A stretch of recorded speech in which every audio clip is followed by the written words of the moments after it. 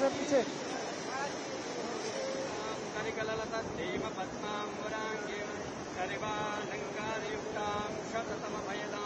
भक्तनम्रां भवानीं श्रीविद्यां शान्तमूर्तिं सकलसुरनतां सर्वसम्पत्प्रदात्रीं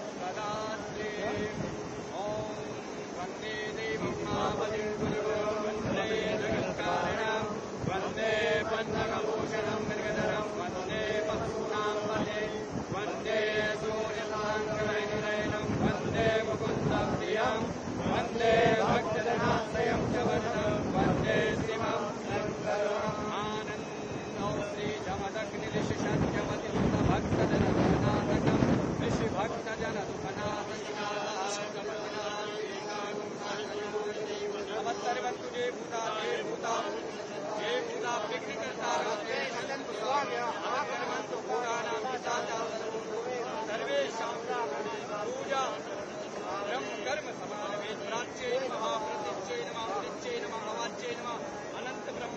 sir आज की पूजा से आप क्या संदेश देना चाहते हैं?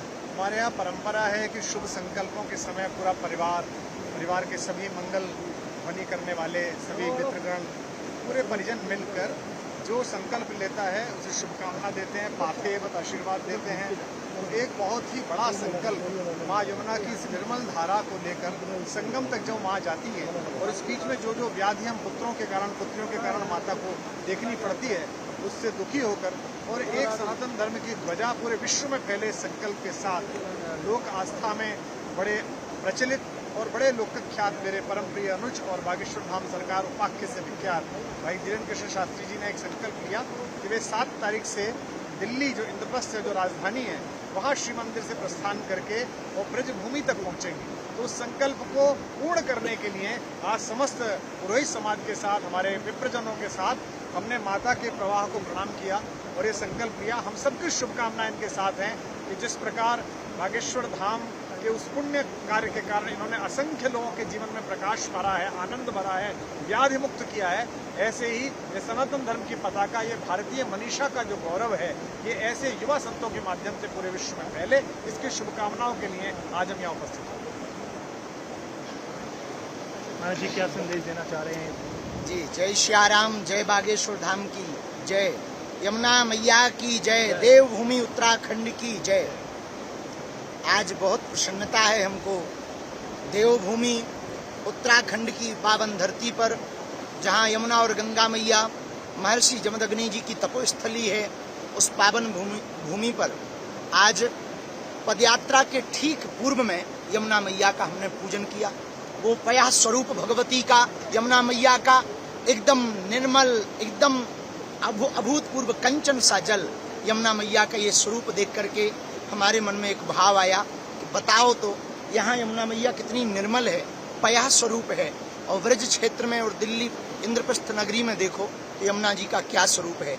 ये देख करके मन एकदम बैठ सा गया।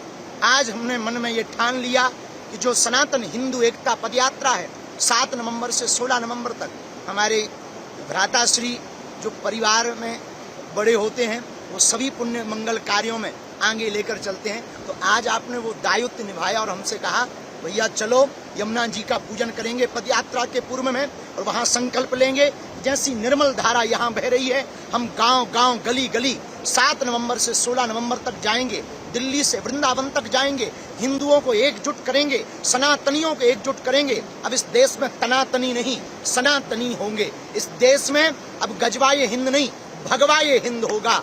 इस देश में राम का विरोध करने वाले नहीं, राम का सपोर्ट करने वालों की जय जयकार होगी। इस देश में अब यमुना मैया जो वृंदावन में जाते जाते विचित्र हो जाती हैं, उनका मलिन स्वरूप हो जाता है, पुनः इसी स्वरूप में आ सकें, पया स्वरूप में आ सकें, कंचन स्वरूप में आ सकें, ऐसा हमने और हमारे भ्राताश्री ने आज प्रण लिया।